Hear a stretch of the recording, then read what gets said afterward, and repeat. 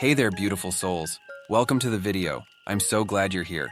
Don't forget to subscribe and let me know in the comments where you're watching this video from. Let's dive in. The snow was coming down so hard it looked like the world had been swallowed whole. Everything beyond the hood of my car was a blur of white, and the wipers were barely making a dent. I cursed myself for leaving the cabin so late. The forecast had warned about the storm, but I'd been stubborn, convinced I could beat it back to town. Now I wasn't even sure I was still on the road. The packed snow felt wrong under the tires, like I was drifting onto something I shouldn't be. The car's headlights were swallowed by the storm, their beams falling short of anything solid. The trees on either side of the road had disappeared, leaving me in a swirling void. I told myself to stay calm. Whiteouts didn't last forever. I just had to keep the wheel steady and pray I didn't veer off into a ditch.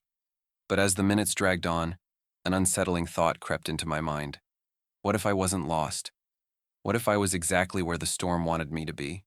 The car sputtered suddenly, jerking like a startled animal. My stomach dropped as the engine coughed and died, leaving me with only the sound of the wind battering the windows. The warmth from the heater faded almost immediately, and the inside of the car seemed to grow darker, like the storm outside was pushing its way in. I sat there for a minute, gripping the wheel like it could anchor me to reality. Then, through the swirling snow, I saw it. A light, faint and flickering like the glow of a lantern being carried through the storm. It was ahead, just off to the right. Relief washed over me.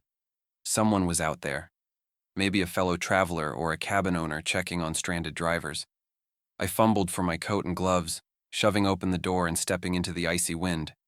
The cold hit me like a slap, sharp and unforgiving, but the light was a beacon. I started toward it, each step crunching in the deep snow. The light didn't move closer. No matter how far I trudged, it remained the same distance ahead, bobbing gently, always just out of reach. My breathing grew ragged, more from the rising panic than the effort. The snow swallowed my footsteps almost as quickly as I made them, erasing any sign of the car behind me. And then the light stopped moving. It hung there, swaying slightly, as though its unseen bearer had finally decided to wait for me. I called out, my voice cracking against the wind. There was no answer, only the howling storm. My heart pounded as I took another step, and then another. When I was close enough, I saw that the light wasn't a lantern at all. It hung from nothing, an orb of dim, pulsing light, faintly yellow but somehow unnatural. It cast no shadows and made no sound, yet it seemed alive, as though it was waiting for me to do something. My instincts screamed at me to run, but my legs wouldn't obey. I was rooted to the spot, the storm fading into the background as the light grew brighter, larger. Then, from the edges of my vision, I saw them. Figures emerging from the storm, indistinct but undeniably human-shaped. They stood still, their forms shifting like smoke, their faces hidden beneath hoods or shadows. I couldn't tell which, but I could feel their eyes. I knew they were watching me.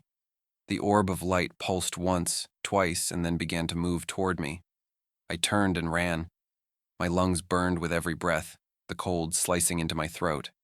I didn't dare look back. The light didn't need to follow. I could feel it chasing me, an unbearable pressure at my back. The figures whispered as I ran, their voices threading through the wind, calling my name. When I finally stumbled back to the car, it was running. The headlights cut through the snow like nothing had happened. I threw myself inside and slammed the door, locking it with trembling hands. The storm seemed to ease, the wind softening, the snow thinning. As I stared through the windshield, I saw nothing but trees and snow. But I know what I saw. And sometimes, on quiet, snowy nights, I catch a glimpse of a light out my window, bobbing faintly in the distance. I never watch for long. I know it's still waiting.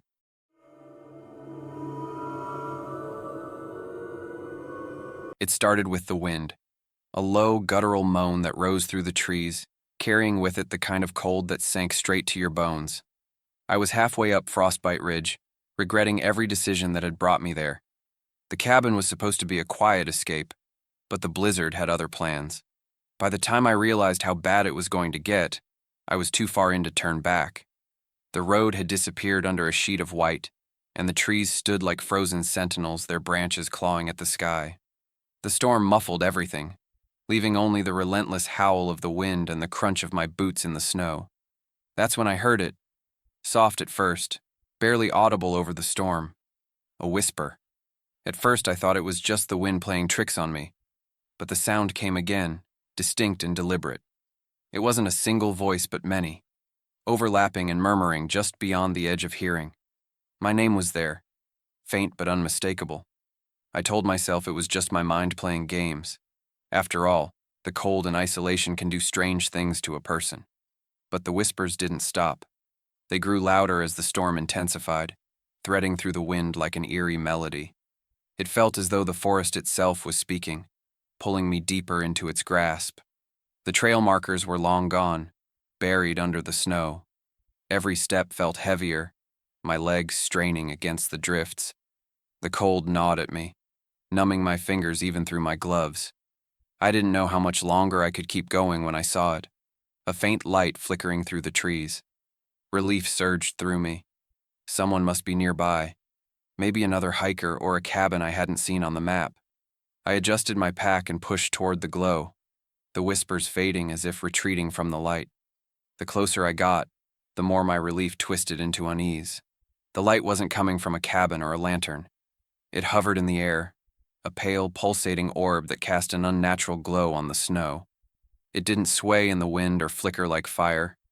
It simply hung there, impossibly still, bathing the surrounding trees in its eerie radiance. "Hello?" I called out, my voice cracking in the cold. The word felt swallowed by the silence, as though the storm had momentarily paused to listen. The whispers returned, louder now, and undeniably real. They weren't coming from the trees or the wind.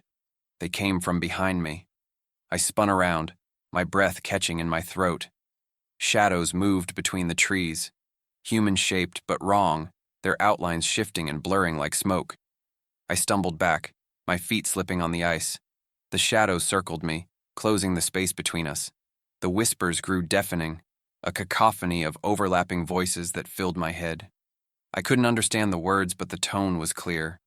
Hunger, malice, and something far older than fear.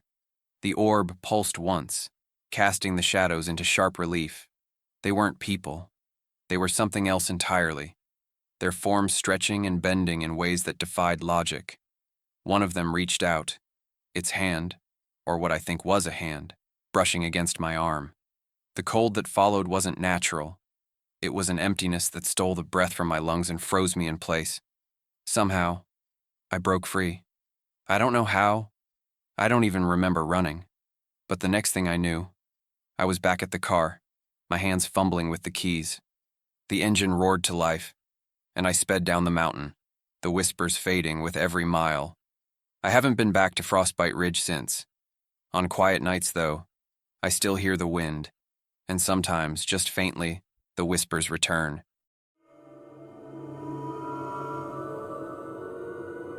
The storm came fast, swallowing the world in white. I'd been stupid to go out there, reckless really, but I wasn't going to let a little snowstorm ruin my annual hike. That's what I told myself anyway. It wasn't until the trail disappeared under a thick blanket of snow that I realized just how bad it was going to get. The trees, once a familiar comfort, were now nothing more than dark smudges against an endless white void. I kept moving, my boots crunching in the snow, the wind tearing at my face. My breath fogged the air in ragged bursts, and the weight of my pack seemed to double with every step. The trail was gone. My bearings were gone. All I had was the unrelenting storm and a gut feeling that if I stopped, I might not start again. That's when I saw the first movement. It was subtle, just a flicker at the corner of my eye. At first, I thought it was a trick of the snow, maybe a branch swaying in the wind. But it wasn't. The snow itself was moving, curling and shifting in unnatural patterns like it had a mind of its own. I stopped, squinting through the flurry, and there it was again. Something alive in the snow, rising up and then sinking back down like a wave on a frozen ocean. I told myself it was nothing, exhaustion, hypothermia setting in. But the longer I stared, the more certain I became that it wasn't my mind playing tricks. The snow was alive. It moved in shapes that were almost human, hunched figures that seemed to emerge from the ground. only to melt back into it. I turned and started walking faster, the wind howling louder now, as if the storm itself was angry. My footsteps were heavy, the snow dragging at my legs like it wanted to pull me under. I didn't look back. I couldn't. Every instinct screamed that if I turned, if I saw those shifting forms again, I wouldn't be able to move. But I heard them. Not footsteps exactly, but a soft, wet crunching sound, like snow being compacted under something heavy. The sound wasn't steady. It came in bursts, too fast, then too slow, like whatever was following me didn't quite understand how to walk. I kept moving, my lungs burning, my fingers numb inside my gloves. I told myself I'd find the trail again, that this was all just a bad dream. But the sound grew louder, closer, and then I felt it. A hand, cold and wet, brushing against my arm. I screamed, spinning around, swinging my arms wildly. There was nothing there, just the snow, falling harder now, the wind whipping it into a frenzy. My heartbeat was thunder in my ears, my breath shallow and fast. And then I saw it. The ground rippled like water, the snow rising in tendrils, twisting into shapes that were almost human. Faces formed in the snow, mouths wide and hollow, eyes that were nothing but dark voids. They didn't move like people. They slithered, twisting and flowing toward me, their bodies dissolving and reforming with every step. I ran. My legs felt like lead, and my lungs screamed for air, but I ran. The snow clung to me, wrapping around my boots, trying to pull me down. I could feel them behind me, hear the wet crunch of their movements, the faint whisper of their voices, a sound like wind slipping through cracks in a forgotten house. When I finally saw the cabin, I thought I was hallucinating. It was small, barely more than a shack, but the windows glowed with a warm, golden light. I didn't think. I just threw myself at the door, bursting inside and slamming it shut behind me. The silence hit me like a wall. The storm was gone. The light inside the cabin was soft and flickering, but there was no fire, no lantern, no source for the warmth I felt. The walls were bare, the room empty except for a single chair in the center. On it sat a figure made of snow, its hollow eyes staring straight at me. I didn't stay long enough to see if it moved.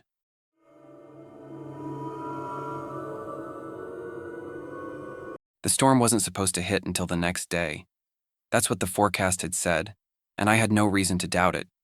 The sky was clear when I left the cabin, just a few lazy clouds drifting overhead.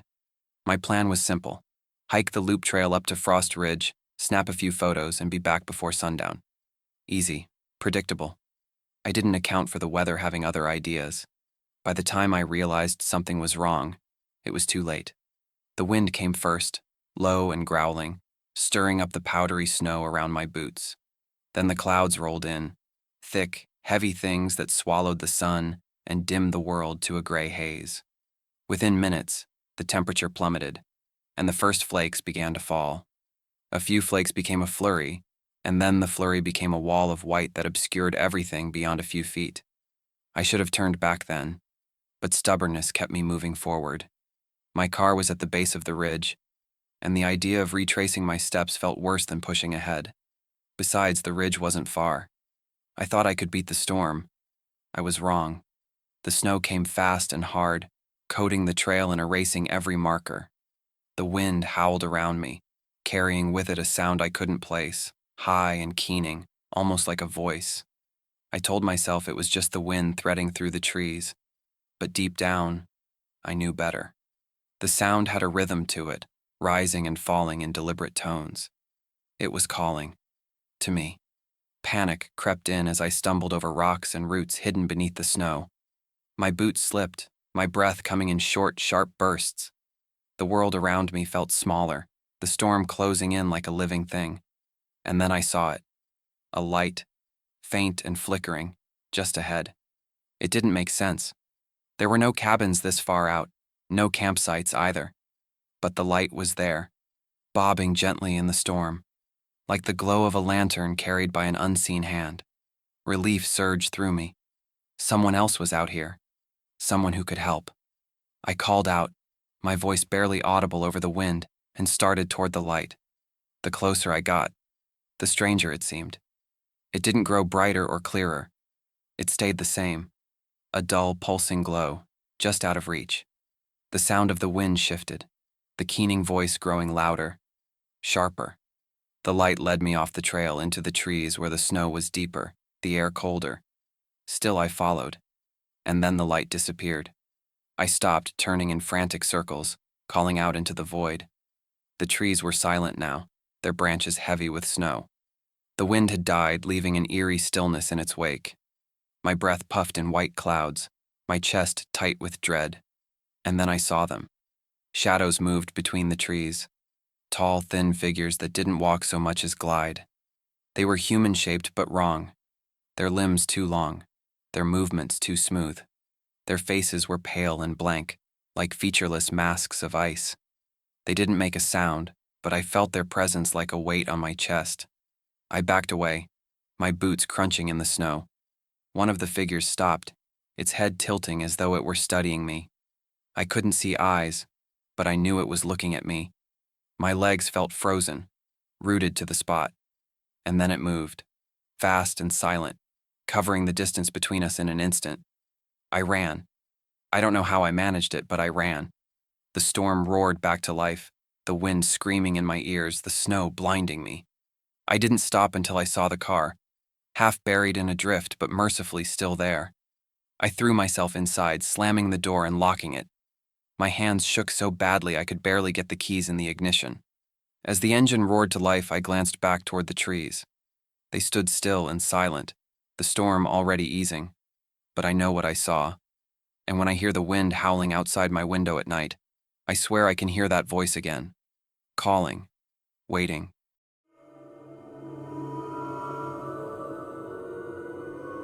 It wasn't just the storm that made the night unbearable. It was the feeling that something was wrong, that the world had turned on its head the moment I decided to take that road. I should have stayed at the diner, waited it out like the waitress suggested. But I was stubborn. January storms were nothing new to me. I'd grown up in Maine, for God's sake. Snow was an old friend, or so I thought.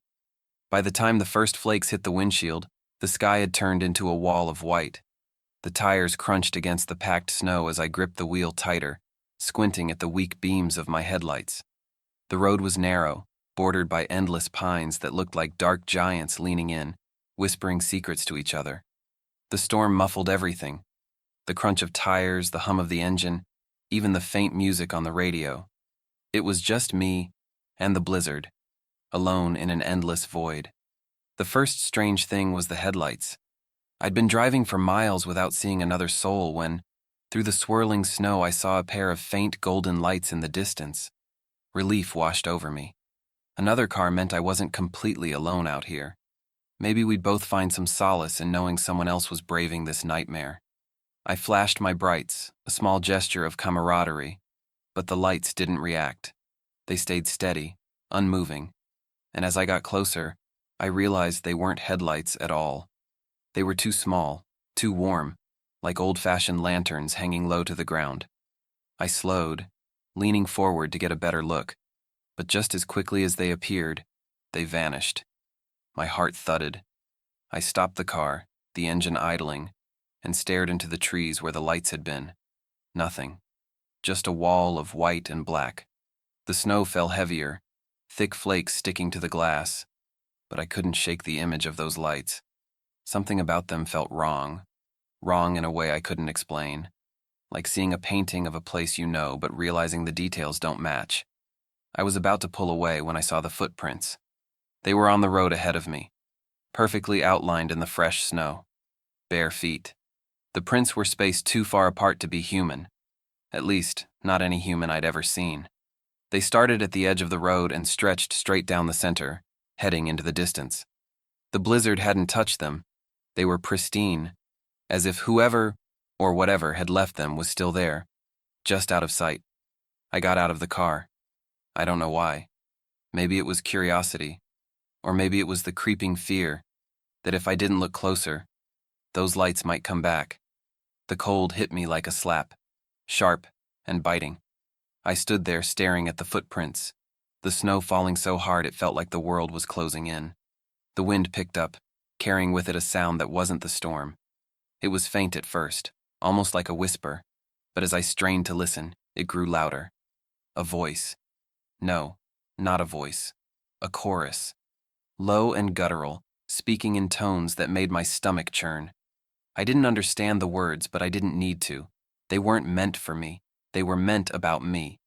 The footprints were closer now. I don't know how, but they'd moved.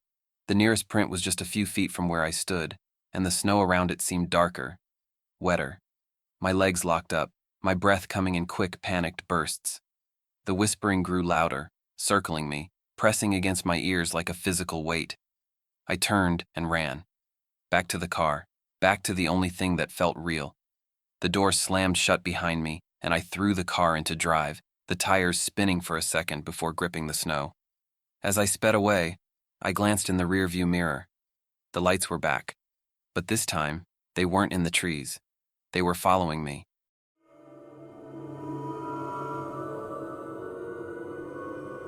The train came to a sudden, shuddering halt in the middle of nowhere, the screech of the brakes splitting the silence like a scream. Outside, the storm raged, whiteout conditions swallowing the landscape. It had been snowing steadily since we left Bangor, but now it was a full-blown blizzard, the kind of storm that makes you think the world might never thaw. I was in the last car, a quiet compartment with only a handful of passengers. Most were asleep, bundled up against the cold that was beginning to creep in around the edges of the windows. The conductor had passed through an hour earlier, grumbling about delays and icy tracks. Now, though, there was nothing but the wind howling outside and the faint hum of the emergency lights overhead. At first I thought it was just the storm. A delay, sure, but nothing unusual for January in Maine. I stared out the frost-covered window, trying to make out anything beyond the swirling snow. Then I heard it. A sound that didn't belong. A low, scraping noise like claws on metal, coming from the roof of the train. I told myself it was ice sliding off, maybe a branch blown loose in the storm. But the sound came again, deliberate and steady, moving from one end of the car to the other. I wasn't the only one who noticed. Across the aisle, an older man stirred, his eyes narrowing as he tilted his head to listen. A few rows down, a woman shifted nervously in her seat. The scraping stopped, replaced by silence so complete it made my ears ring. Then came the thud. Something heavy landed on the roof, the impact shaking the car. A woman let out a startled gasp, clutching at her sleeping child. The older man across from me muttered something under his breath, his knuckles white as he gripped the armrest. Before anyone could say anything, the lights flickered, once, twice, and then they went out completely. The darkness was suffocating, broken only by the faint glow of the storm outside. Someone cursed, and a baby started crying. I fumbled for my phone, its weak flashlight barely piercing the gloom. Then came the footsteps, slow and deliberate, moving down the length of the roof. Each step was heavy, the kind of weight that couldn't be explained away as snow or ice. Whatever it was alive, and it was big. Panic spread through the car like wildfire. Someone tried the door to the next compartment, but it wouldn't budge. Locked. The older man stood, his voice shaking as he tried to calm everyone down, but no one was listening. The footsteps stopped directly overhead, and then it began. A deafening screech of metal as something tore through the roof. Snow and ice poured in, followed by a black shape that dropped into the aisle with a wet thud. It was massive, its body a twisted amalgamation of shadows and sinew, its eyes glowing like embers in the dark. The thing let out a guttural, bone-chilling growl, and the car descended into chaos. People screamed, scrambling over seats, clawing at the locked door, but there was no escape. The creature moved with unnatural speed, its claws slicing through the air. I froze, pressed against the window, unable to look away as it dragged the older man down, his screams cutting off abruptly. I don't know how I made it out. The next thing I remember, I was outside, stumbling through the snow, the train a dark silhouette behind me. The screams followed me into the storm, muffled by the wind, until even they disappeared. When I finally looked back, the train was gone, swallowed by the blizzard, leaving only the tracks and the blood in the snow. I don't take trains anymore.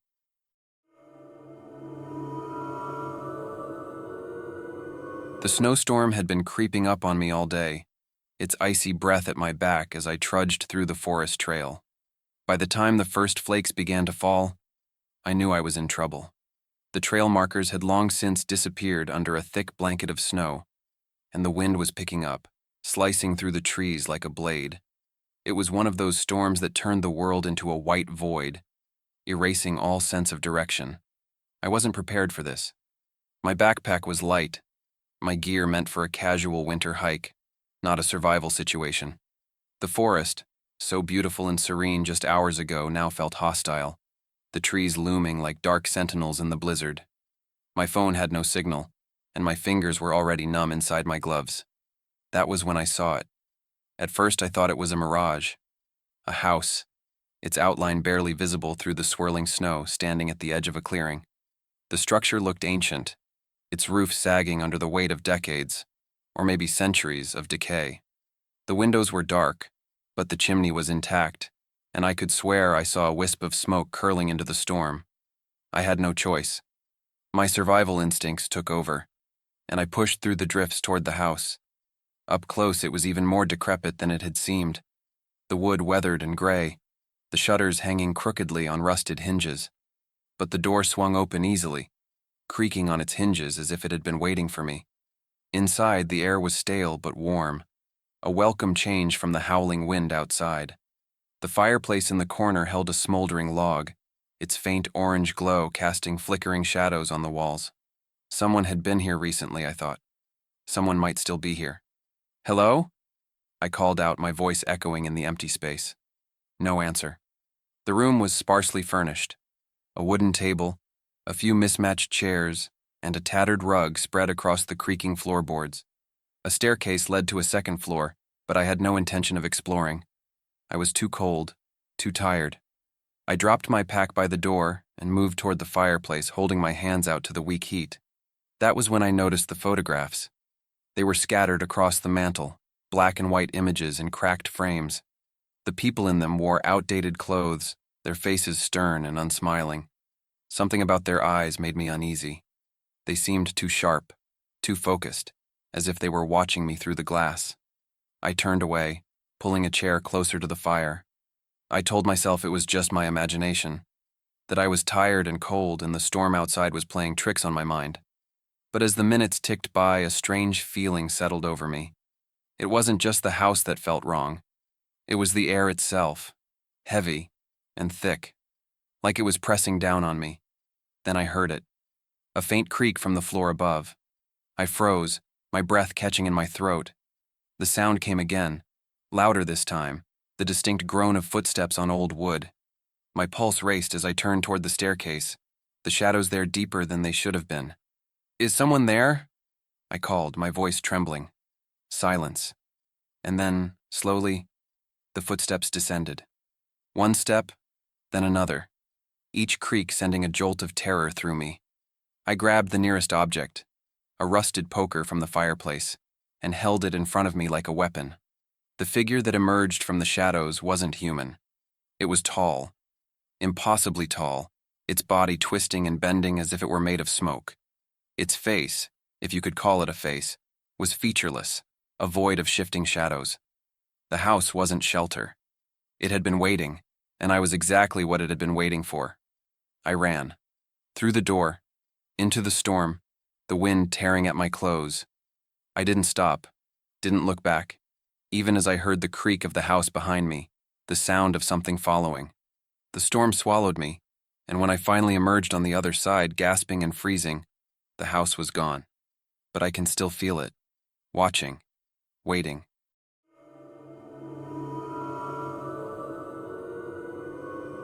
The lake had always been silent. For weeks, we'd been studying its frozen surface, drilling into the thick sheet of ice to collect samples and measure depths no one had dared explore before. There were 4 of us at the station: me, Rachel, Dr. Larson, and Grady. We were isolated, surrounded by miles of frozen nothingness. The nearest town was 2 days away by snowcat, and the last supply drop had been delayed. The cold was relentless, the kind that gnawed at your bones no matter how many layers you wore. It started the night after we drilled deeper than we ever had before. The machinery hummed, the ice groaned, and then there was a crack, loud enough to shake the station's walls. That night, I couldn't sleep. Something about the sound lingered, like it wasn't just ice breaking, but something beneath it waking up. I lay there, staring at the ceiling, listening to the wind howl outside, when I heard it. A voice. Muffled, faint, but unmistakable. At first I thought it was one of the others, maybe Grady talking in his sleep. But when I stepped into the hallway, it became clearer. It was coming from outside. I pressed my ear to the door, my breath fogging in the cold air, and I could swear I heard someone calling my name. A woman's voice, soft and pleading, echoing through the storm. The next morning I didn't say anything. Who would believe me? The wind could do strange things out here, carrying sounds from nowhere. But Rachel looked pale as she sipped her coffee, her hands trembling. "Did you hear it?" she asked suddenly, her voice barely above a whisper. "Hear what?" Dr. Larson asked, glancing up from his notes. "The voices," she said, her eyes darting toward the window. "Outside, I heard someone calling." Larson laughed it off, but Grady frowned. "I thought I heard something, too," he admitted, shifting uncomfortably in his chair. "Probably just the wind." But it wasn't the wind. Over the next few nights, the voices grew louder. They didn't just call our names. They spoke to us, weaving in and out of the howling storm. Rachel claimed she recognized one of the voices as her late mother's. Grady swore he heard his brother, who'd been dead for years. I tried to block it out, to tell myself it wasn't real, but I couldn't ignore the pull. The voices weren't just outside. They were coming from the lake. On the 5th night, Rachel went missing. We found her tracks leading to the edge of the ice, and then they stopped. There was no sign of her, only a gaping hole in the frozen surface, as if the lake had swallowed her whole. That night, the voices grew louder, closer, and I swear I heard Rachel among them. Now, I can't sleep. The lake calls to me, and I don't know how much longer I can resist.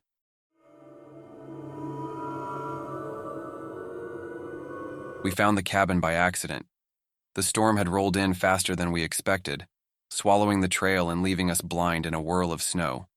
Our snowmobiles were struggling, their engines wheezing in the cold, and the thought of spending the night in the open was enough to make us desperate. Then we saw it, a faint golden glow through the storm, like the promise of salvation.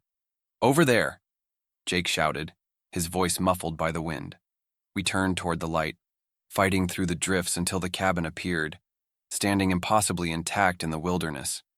It was small, but it looked warm, smoke curling lazily from the chimney, and a faint flicker of firelight visible through the frosted windows. "Looks like someone's home," Sarah said, her voice tinged with relief. We parked the snowmobiles and approached cautiously. I knocked, the sound muffled by the storm, but no one answered. Jake, never one to wait, tried the door, and it creaked open to reveal a cozy interior. A fire crackled in the hearth, and the smell of cedar filled the air. It was perfect. Too perfect. "Hello," I called, stepping inside. The warmth was immediate, enveloping us like a heavy blanket. The room was sparsely furnished, a wooden table, a few chairs, and a threadbare rug, but something about it felt staged, like a picture-perfect postcard brought to life. "No one's here," Jake said, grinning as he dropped his pack near the fire. "Lucky us." I hesitated at the door, a strange unease prickling the back of my neck. The storm roared outside and logic told me to stay. Still, something about the cabin felt wrong, like it didn't belong. Sarah pushed past me, shaking snow from her coat. "Quit standing there, Dan. Get inside before you freeze." The unease didn't leave as I stepped in. It grew stronger, settling in my gut like a stone. But the warmth was undeniable, and I tried to convince myself that my nerves were just frayed from the storm. Jake found a cabinet stocked with canned goods and cracked open a beer he claimed was left in the fridge. "Whoever owns this place won't mind," he said, laughing. I wasn't so sure, but I didn't argue. Then Sarah screamed. We turned to see her standing by the window, her face pale. "The snowmobiles," she stammered. "They're gone." "What are you talking about?" Jake asked. But when we looked outside, there was nothing. Just an unbroken expanse of snow. No tracks. No sign we'd ever come that way. The fire crackled louder, almost too loud, and I turned to see that Jake was gone. His beer can sat on the table untouched. My heart raced as I called his name, but there was no answer, just the relentless roar of the storm outside. Sarah grabbed my arm, her nails digging into my skin. "We have to leave," she whispered. "Now." We ran into the snow, the cabin's glow fading behind us. When we turned back, it was gone, swallowed by the storm.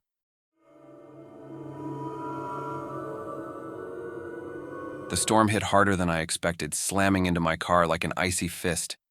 The highway had disappeared hours ago, buried under a blinding whiteout, and now I was stuck, wheels spinning uselessly in the snow. My headlights barely cut through the swirling flakes, and the engine hummed with a weak, dying rhythm. I had no cell signal, no food, and nothing but the freezing dark to keep me company. I told myself I'd wait it out. Blizzards pass eventually, right? That's what they always say. But as the hours dragged on and the wind screamed around me, I started to feel the weight of the isolation. The car was a flimsy cocoon, and outside, the world seemed alive. Dangerous. I was dozing off when I heard it, a crunch, faint but deliberate. My eyes snapped open and I sat up, heart pounding. Another crunch followed, then another, like someone walking slowly, methodically, through the snow. The sound circled the car, moving closer with every step. I gripped the steering wheel, staring into the storm. My breath fogged the windshield, but I could see the snow beyond, smooth, untouched. No one was there.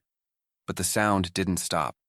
It moved around the car again, slower this time, almost curious. "Hello?" I called out, my voice cracking. The word disappeared into the storm, swallowed by the wind. No response, just the steady crunch of footsteps. I fumbled for my flashlight, my hands shaking as I clicked it on.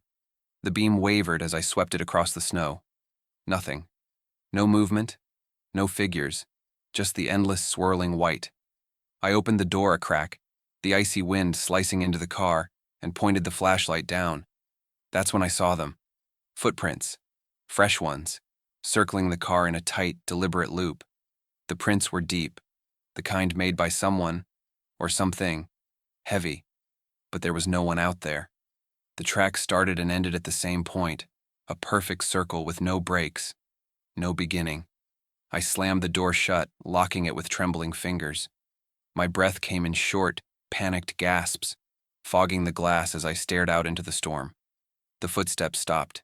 For a moment, everything was still, the only sound the wind battering the car. And then they started again. This time they were louder, faster, circling the car with an urgency that made my skin crawl. I couldn't see anything, but I could feel it. Something out there, something watching. The car shuddered as if the weight of the storm was pressing down on it, and the footsteps stopped abruptly, right at my window. I didn't dare look. I couldn't. The cold seemed to seep through the glass, the silence heavier than the wind. When I finally found the courage to glance out, there was nothing. No face, no figure. Just the prints, fresh and sharp, and a new line of them leading away into the blizzard. That was quite the ride, wasn't it? Make sure to like and subscribe for more unsettling stories. Drop a comment and let me know what you think is lurking in the dark.